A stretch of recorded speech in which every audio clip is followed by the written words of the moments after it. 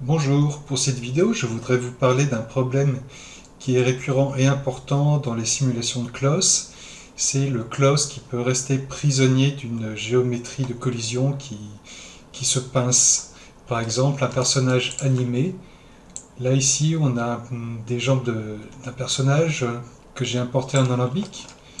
Et vers la frame 10 et 12, vers le genou, on s'aperçoit qu'il y a un pincement, la géométrie rentre sur elle-même, et si le clos est prisonnier, ça va entraîner des gros problèmes et des problèmes de simulation. Donc que faire? Il y a déjà une méthode existante qui consiste à partir de ce mesh à créer un VDB et ensuite, soit avec un attribut de VOP, soit un attribut de Wrangle, sélectionner tous les points du mesh qui sont à l'intérieur du VDB et les pousser en utilisant leur normal. Évidemment, le résultat n'est pas très propre et ça demande pas mal de lissage par derrière. Ce que je vais vous proposer, c'est quelque chose qui est un peu mieux, un peu plus propre, un peu plus utilisable et surtout qui s'utilise sans code et sans vex. Donc, revenons en arrière. J'ai mon mesh, à la frame 10, 12, j'ai un pincement. Ce que je vais faire, c'est que je vais d'abord faire un nœud de pique pour légèrement shrinker cette surface et ensuite la convertir en VDB, mais non pas en VDB surface, mais en VDB density.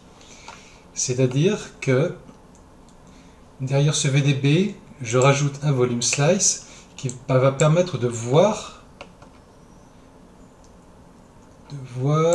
voilà, un attribut de densité, ce qui veut dire que plus on va vers l'intérieur de la surface, plus cet attribut est fort. Voilà, vous pouvez voir l'évolution de l'attribut en fonction de sa position dans le mesh. Ça, nous avons ça avec un simple VDB from Polygon. Maintenant, sur notre mesh animé, je vais transférer cet attribut from volume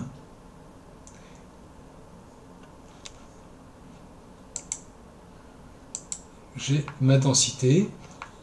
Si je rajoute un add visualizer en color,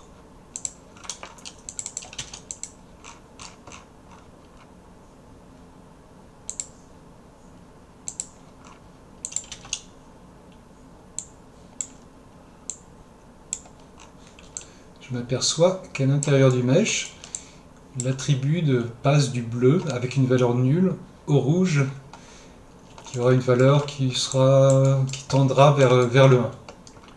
Donc ça va nous donner un masque pour pousser les points.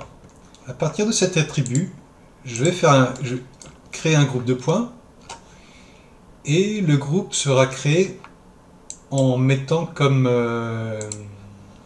paramètre pour le base group @density, qui est le nom de l'attribut créé, supérieur à 0,01.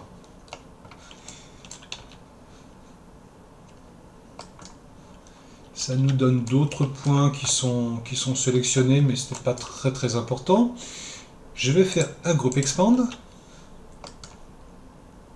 un attribut de blur pour faire un blur sur mon attribut de density, un smooth normal, vous allez voir pourquoi.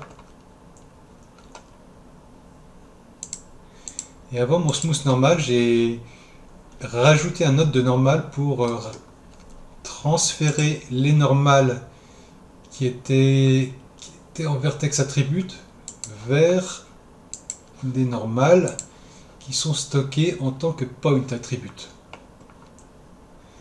Ensuite, ces normales, je les blur. Et avec un point VOP, je vais pousser ces normales. Pourquoi est-ce que je les ai blurés? Tout simplement pour éviter les effets de cassure.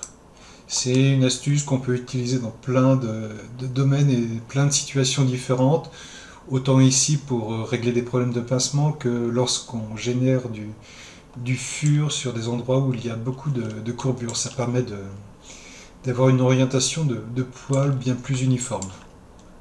Regardons un peu maintenant le point VOP.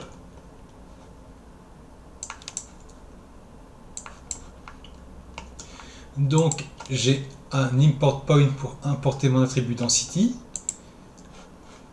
un multiply avec une valeur légèrement négative et un nœud de displacement qui va permettre de pousser légèrement les points. Et enfin, un attribut de blur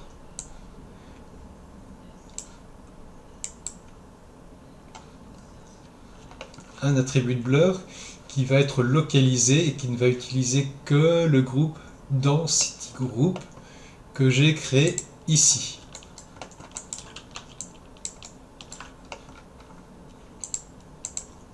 Voilà. Donc maintenant nous passons d'un mesh pincé à un mesh qui sera totalement relaxé. Et derrière, je vais remettre un node de normal pour réparer les normales qui avaient été trop lissées.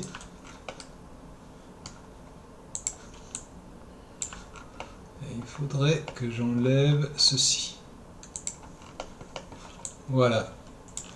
Et ce qui fait que maintenant, il y a de l'espace et un tissu ne sera plus pris au piège dans les pincements du mesh de collision.